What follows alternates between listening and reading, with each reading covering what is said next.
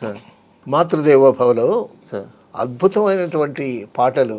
బా అసలు ఒకనాటి పాటలు అసలు అవి వింటే ఎప్పుడైనా ఏడుపు వచ్చేస్తుంది. వేణువై వచ్చాను భువనానికి, గాలినై పోతాను గగనానికి. వేణువై వచ్చాను భువనానికి, గాలినై పోతాను గగనానికి అని అంటాడు. ఏమి థాట్ అండి. తర్వాత అందులోనే రాలిపోయే పువ్వా నీకు రాగాలెందుకే, వాలిపోయే పొద్దా నీకు వర్ణాలెందుకే అంటాడు. రాలిపోయే పువ్వా నీకు రాగం ఎందుకు, వాలిపోయే పొద్దా నీకు పొద్దు వాలిపోయేటప్పుడు వచ్చి ఎర్రగా రంగులు వస్తాయి. పొద్దు వాలిపోతుంది, వర్ణాలు నీకు రంగులు ఎందుకు, ఆ క్యారెక్టర్ సింపులైజ్ చేస్తా.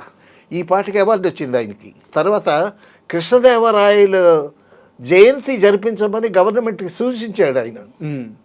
కృష్ణదేవరాయలు తెలుగు భాషకి అవును అష్టదిగ్గజాల కవుల్ని పోషించి తెలుగు భాషను బాగా పోషించాడు కదా ఆయన. అవునవును. కృష్ణదేవరాయలు జయంతి చేయమని గవర్నమెంట్కి సూచించాడు ఆయన. సో ఆ భాష మీద అంత గౌరవం, అంత ప్రేమ వేటూరి సుందరరామూర్తి గారికి. చాలా పాటలో చాలా అద్భుతమైనటువంటి ఎక్స్ప్రెషన్ ఏంటంటే, ప్రతిఘటన సినిమాలో వేటూరి సుందరరామూర్తి గారు ఒక పాట రాశారు. ఆ పాట ఏంటంటే ఒక కవితలాగా, ఒక గేయంలాగా ఉంటుంది అది. ఆ పాట అక్కడ క్లాస్ రూమ్లో విజయశాంతిని బిలిటిల్ చేస్తూ బోర్డు మీద ఏవో అవాకులు చవాకులు రాస్తారు పిల్లలు. అప్పుడు క్లాస్ రూమ్లో పాట పాడుతుంది.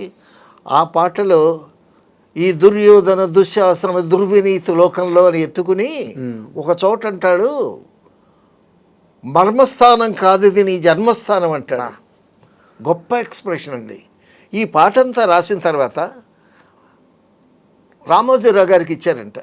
రామోజీరావు గారు, మీరు ఎడిటర్ కదా, నేను పాట ఎక్కువ రాసినట్టున్నాను, మీరు ఎడిట్ చేయండి అని ఇచ్చారంట. రామోజీరావు గారు చదివి, ఇందులో ఒక్క అక్షరం తీసేయడానికి వీల్లేదు, యాజ్ ఇట్ ఈస్గా ఉండాలి అని అన్నాడు. పాటలు ఎంత వచ్చినా పర్లేదు. తర్వాత ఆ పాట వస్తుంటే ఈ దుర్యోధన దుశ్శాసన దుర్వినీతి లోకంలో అని ఆ ఎత్తుకోవటమే చాలా అద్భుతంగా ఉంటుంది. క్లాస్ రూమ్లోనే సాంగ్ పిక్చరైజ్ చేశారండి. అది ఎంత అద్భుతంగా ఉందో. ఆ ఒక్క మాట, ఇప్పుడు మీరు అన్న ఒక్క మాట ఒక్కసారిగా ఒళ్ళంతా అట్లా గూస్బంప్స్ డెఫినెట్గా అంత అద్భుతమైనటువంటి ఎక్స్ప్రెషన్స్ ఇచ్చాడు. తర్వాత సీతామహాలక్ష్మిలో చైల్డ్ ఆర్టిస్ట్ చేత పాట పాడించాడండి. ఆ పాట అలలు కదిలిన పాటే, ఆకు మెదిలిన పాటే, కలలు చెదిరిన పాటే, కలత చెందిన పాటే అని ఎంత లలితంగా రాశాడు ఆ చైల్డ్ ఆర్టిస్ట్కి. సీతామహాలక్ష్మి పాటలు కూడా అద్భుతమైన పాటలు.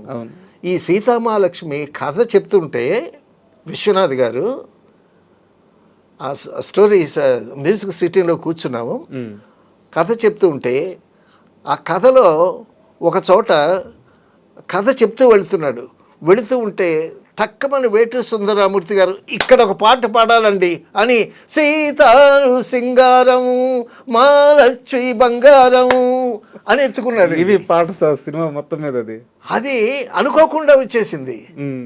అనుకోకుండా వచ్చేసరికి విశ్వనాథ్ గారు సంతోషంగా ఆ సాంగ్ అట్లా పెట్టారు.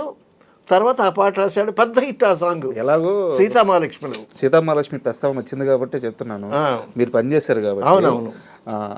అదే సినిమాని తర్వాత రామ్ గోపాల్ వర్మ గారు బాలీవుడ్కి వెళ్ళి రంగేలాగా తీశారు. అవునవును, అదే కదా, అది మనం చెప్పుకున్నాం. తర్వాత సిరిశ్రమ సింగిల్ కార్డు అయింది, అన్ని పాటలు ఈయనే రాశాడు. తర్వాత చాలా మందికి తెలియని విషయం, సిరిశ్రమ మాటలు కూడా వేటూరి సుందరరామూర్తి గారు రాశారు. మాటలు వేటూరి సుందరరామూర్తి గారు రాశారు ముందు, తర్వాత పాటలు రాశారు. తర్వాత జంజాల గారు వచ్చాడు విశ్వనాథ్ గారి దగ్గరికి.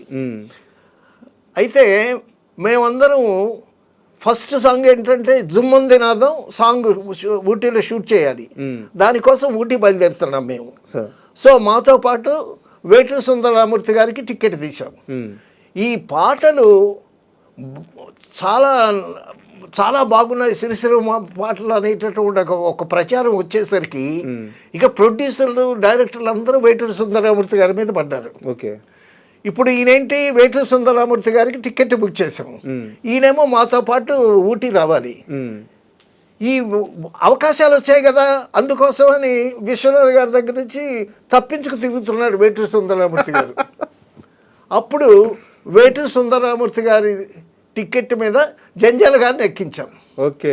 టికెట్ కలెక్టర్ వచ్చి వేటూరి ఎవరంటే నేనే అని చెప్పాలి జంజాల. సో ఆ విధంగా మాటలు కూడా రాశాడు, మాటలు పాటలు వేటూరి సుందరరామూర్తి. మీరు సిరిసిల్ల కార్డ్స్ చూస్తే మాటలు వేటూరి జంజాల అని ఉంటుంది,